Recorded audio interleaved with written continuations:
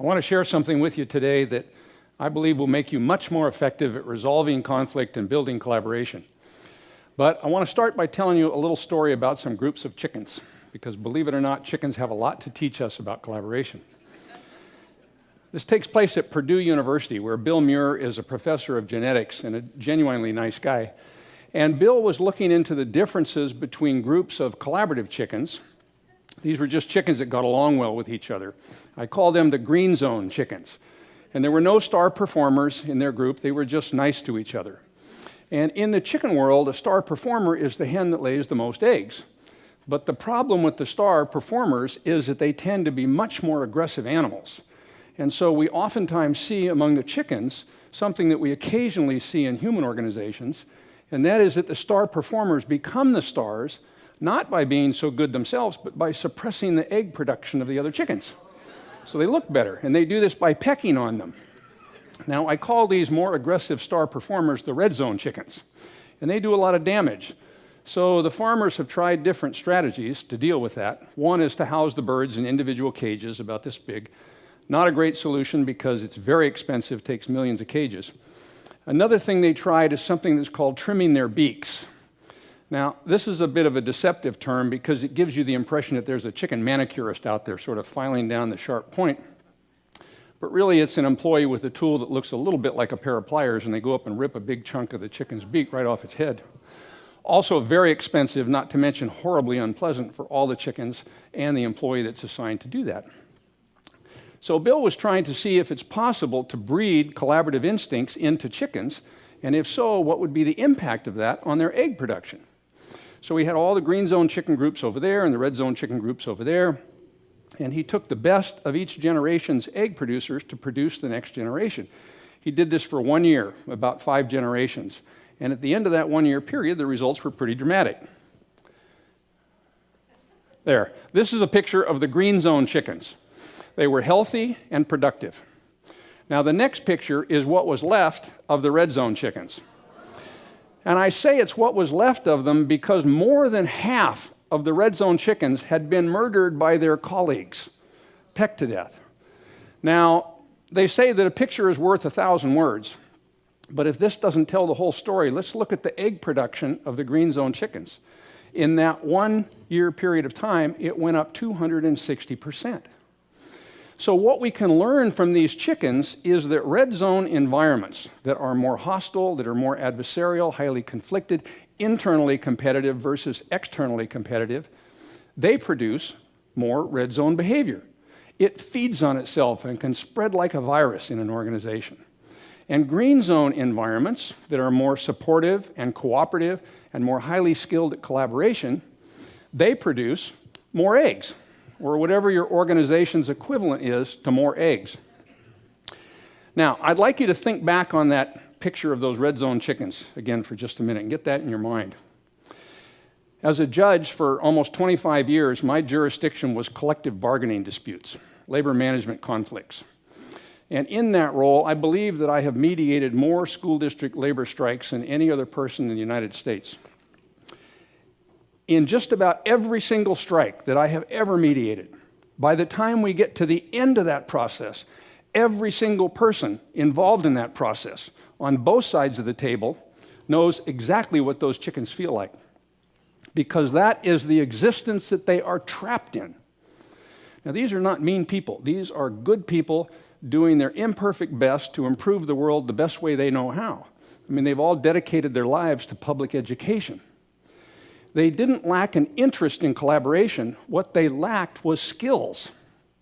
And this lack of skills was costing the state of California a tremendous amount of money in the cost of conflict. So a small group of us got together, we did a lot of research, and we set out to teach the more adversarial red zone groups to be more collaborative. We were wildly successful. Trust went up, conflicts went down. We reduced the amount of measurable conflict in almost 100 different organizations by almost 70% over several years. It saved the state of California a huge amount of money. It also transformed the working lives of thousands of employees who had been trapped in that red zone chicken existence, which in turn, I believe, improved the quality of education for thousands of school kids who finally had positive role models who could teach them how to resolve their differences without destroying their community or going to war with each other. And what we learned from this experience is not just limited to public education. It is applicable in any setting that requires collaboration, whether that's a family trying to figure out where to go on vacation together, or the corporate world where it has become blindingly obvious lately that you cannot compete externally if you can't first collaborate internally, or even in politics, where the defensiveness of our Congress probably cost as much as the entire defense budget at the Pentagon. So what I'd like to do is share with you today what I believe is the biggest learning from that experience, and that's this. There is nothing that will help you become more effective at resolving conflict and building collaboration more than better managing your own defensiveness. In over 25 years of working with other people's conflicts, I almost never had to deal with pure legal issues. People were almost always before me because somebody would start feeling vulnerable, and then they would get defensive. And when we get defensive, our thinking becomes rigid, our IQ drops about 20 points, and we simply become stupid. And not only are we terrible problem solvers ourselves, but then we invite everybody else in the room to get defensive. And then what you end up with is a whole room filled with red zone people who cannot solve a problem. The technical term for that, by the way, is litigation. It's as simple as this. If you reduce your defensiveness, you increase your ability to solve problems. Now, if we know that's true, why don't we just stay non-defensive and keep a more collaborative green zone mindset all the time? So I'd like you to try something with me that may give you some insight into that question. I would like you to use all your creativity and empathy to let yourself become one with this piece of paper. Know what it feels like to be this piece of paper. Nice and cool to the touch and crisp edges and a few sharp corners and a few wrinkles like some of us have. So in just a minute, I'm going to ask you all to take a deep breath. We'll do this all together. And as you exhale, I would like you to focus all your attention on this piece of paper and just see if it's possible for you to breathe yourself right into this piece of paper and become one with it. Okay, is everybody ready? All right, go.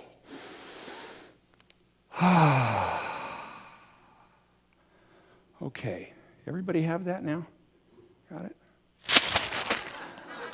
Now, anybody want to collaborate with me right now? Or build a relationship with me right now?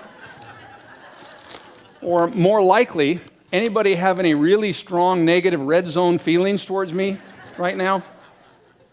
So I apologize for this, but I wanted to do this because I wanted you to see how easily and quickly you can move from the green zone, where pretty much everybody was in this room just a minute ago, into the red zone. And when it happens, it can happen just that fast. And when it happens, we don't have defenses. They have us. They own us. They become our operating system, and they determine how we see the rest of the world out there. And the problem is, it's almost all unconscious stuff. So we don't even recognize that we're getting defensive until it's too late. So here's our premise about defensiveness. When we get defensive, we are not defending ourselves from another person. We are defending ourselves from fears inside of us that we don't want to feel. 3 big fears that come up all the time. Fears about our own significance, our competence, and our likability. Let me give you an example. Pretend I have some big fears about my own competency for doing this TED Talk today. And say it's going really badly.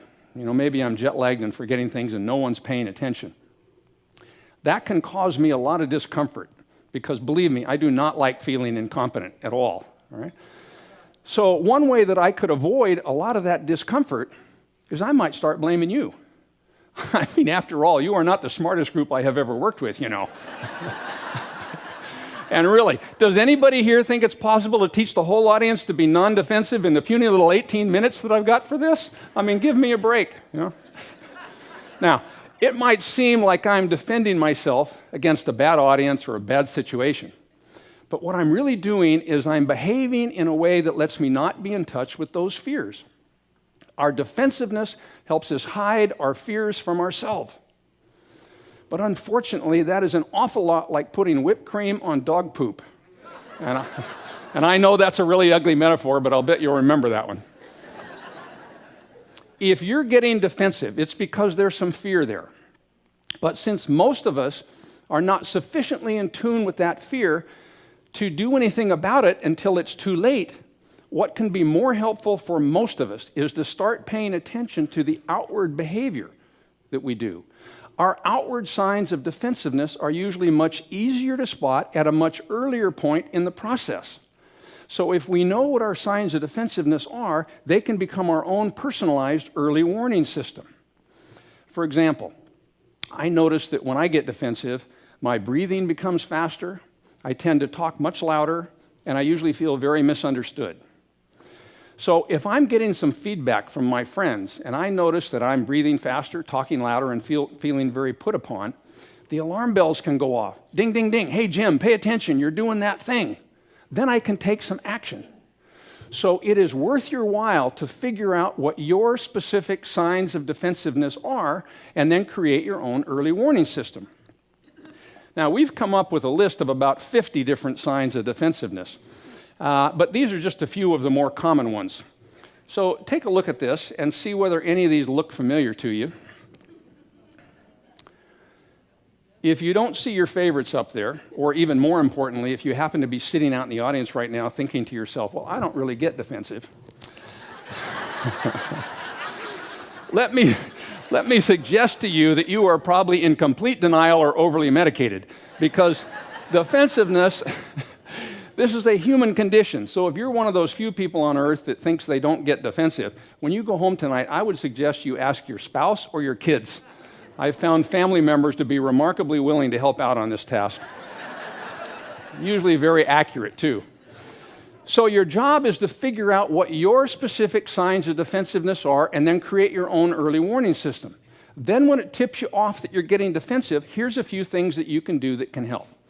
Number one, acknowledge to yourself that you're getting defensive. Now, that may not seem like it's a big deal, but if you don't notice it, you won't take any other action. Number two, do whatever you can do to slow down your physiology. Maybe take a walk around the building and get some fresh air. Or if you're trapped in a meeting, just take a few deep breaths. Number three, pay attention to your self-talk. If you're engaging in negative self-talk, consciously try to turn it into something a little more positive and a little less toxic for you. Number four, create an action step that is directly related to whatever your sign of defensiveness is. So, for example, if your sign is flooding with information to prove a point, maybe your action step would be just to be quiet for 10 or 15 seconds. Just zip it up. If it's high charge of energy in the body, maybe it's take a few deep breaths or visualize some relaxing scene. If it's a sudden drop in IQ, do something that's going to buy you a little time to let your thinking process catch up with the rest of your body. Maybe hang out in the restroom for a few minutes. One woman, her sign was always wanting the last word, and so she got this image of herself standing at the conference room door, throwing in the last word and slamming the door. And it was a way of not only reminding her of what she was doing, but also lightening up her mood a little bit. So you create your action step. Then number 5 is, this is a recovery model. This is not a model of perfection. So if you get defensive, like we all will, you notice it, you take some action, and then start over and let it go. So to recap, when you leave here today, the 2 most helpful next steps for you will be, number 1, figure out what your signs of defensiveness are and create your own early warning system. And then number 2, figure out an action step and practice it. You want to practice it so it becomes automatic, because the worst time to be figuring out how to deal with your defensiveness is when you're defensive. Now, if you can do both of these things, I guarantee you will significantly increase your chances of ending up like a green zone person rather than one of those red zone chickens. In the words of one of our wisest, greatest modern day philosophers, it's not easy being green. But let me tell you, it's a whole lot easier and a lot more effective than being red, and it could just make a big difference in your life. Thank you very much.